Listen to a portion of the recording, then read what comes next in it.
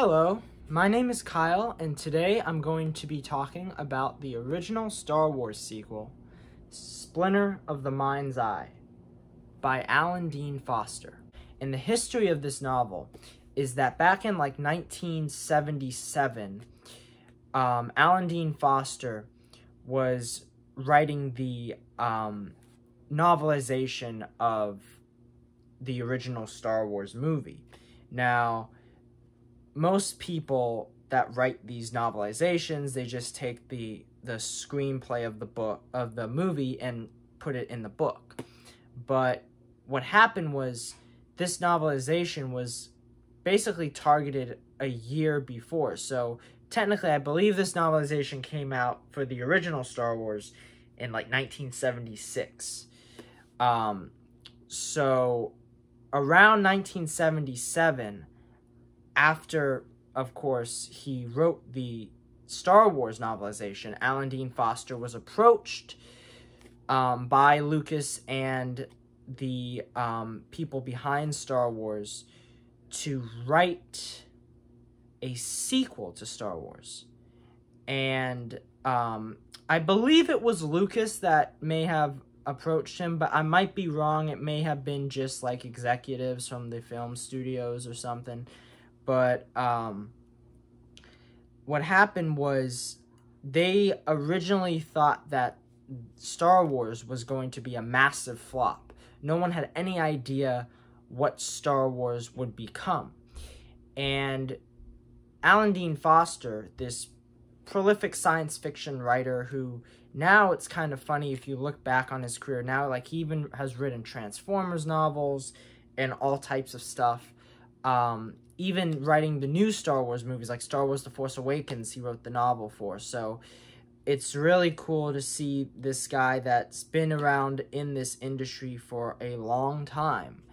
And unfortunately, he wasn't given credit for the novelization of Star Wars. If you pick up the novelization of Star Wars, it says on there, written by George Lucas. But really, it wasn't. It was written by Alan Dean Foster. But in 1977, right before the movie was going to come out, they said to Alan Dean Foster, hey, if you write a sequel to Star Wars, we may be able to make it a film.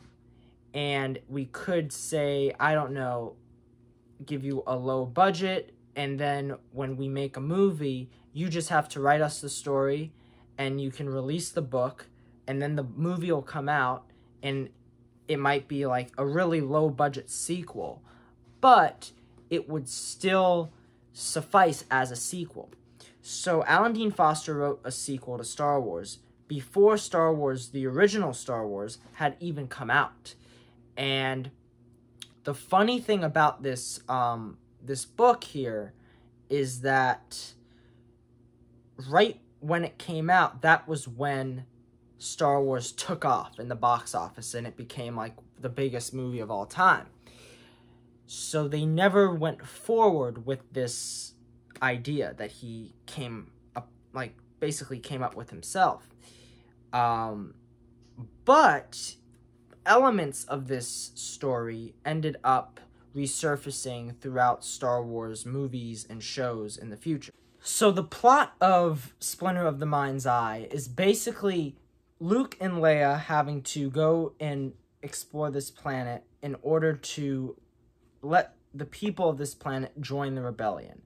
On their way to the planet, they end up being stranded on another planet. I mean, essentially, I think they were supposed to go to the moon, but then what happens is they get, their ship crashes and they end up on the planet.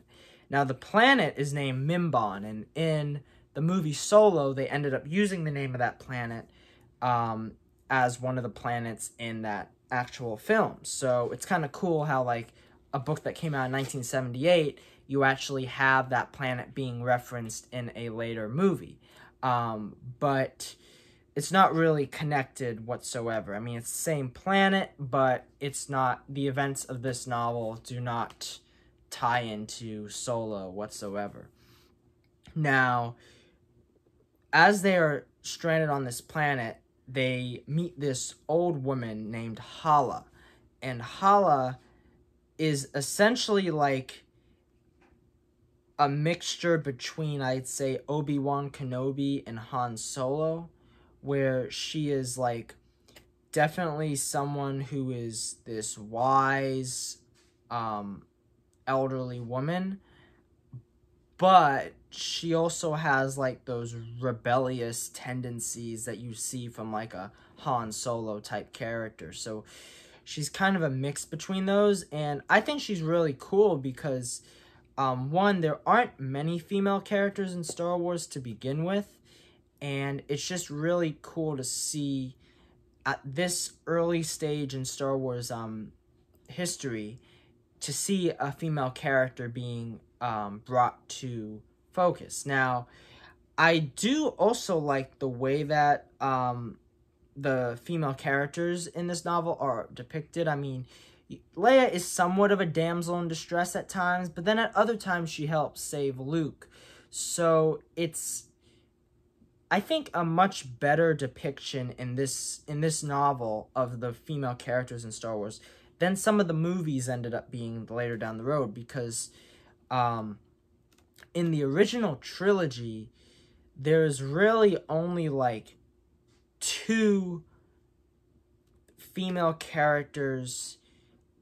I mean, and you have Leia and Mon Mothma, who is more so a supporting character to begin with. So it's kind of hard to say that the original Star Wars films, you know, had a lot of representation regarding women, aside from maybe you could say that Princess Leia, of course, was a strong female character, but it doesn't really bode too well when, you know, looking back and just seeing how, you know, most of the film itself was men. And I think it's really cool to see this book that came out around the same time have more of a female presence in there. Anyway, so Hala, she introduces to Luke and Leia the concept of the Kyber crystal. And the Kyber crystal is, in this book, spelled Kaiburr. And if you are a fan of Star Wars and like you know the history, the Kyber crystals are what are in lightsabers. So they are very important to Star Wars, but they are also what power the Death Stars. So they have like a huge, shall I say, a huge presence in the Star Wars history. And they were actually first written about in this very book. So it's really interesting to see, you know, how the Star Wars history was basically born from this this story. Now, something else to point out is that in this novel, the Kyber crystal has a different like power set. It's never referred to as the power behind the lightsaber. It actually has the power of healing someone or something, which I find to be very fascinating, because in the later Star Wars films and TV shows like The Mandalorian, the concept of healing is now like part of Star Wars canon. So you have, for instance, a character like Baby Yoda or Grogu touching someone and healing them. Now, it's not using a crystal like this book, but it's still that concept of healing someone through the power of the Force still is there. So I thought that was very, very interesting. And then basically the story follows Luke and Leia having to help Hala discover and find this crystal, and the Imperials are after them, and you have some slimy, you know, Imperial officers that are on their tail, and one point even capture them. This book here is really like a small independent film when you get down to it. And nothing really huge happens in terms of the story. You get a couple of action scenes between the characters, but, like, it's not like a revelation of, you know, Luke, I am your father. Like, you do not have that type of revelation in the film or in this book. But what's cool is that you get to see Leia wield the lightsaber. And we got to see that in The Rise of Skywalker, but it just feels even cooler in this book because she really, like, holds her own against Darth Vader. If anything, like, this book, basically, if you think of The Force Awakens, think of, like, Leia, like, as Finn, and then Luke as Rey. And it's just funny because, like, basically, Leia's fighting Darth Vader, and then Darth Vader really beats her up and then has to fight Luke. And the way that that battle happens, it just reminds me of, like, when Kylo Ren fights Finn and then beats him up and then fights Rey. But, like, I just really like the way that Leia's depicted in here because she's fierce and she has her own objectives. She's not, you know, following any orders. These are all her own orders that she wants to find this planet.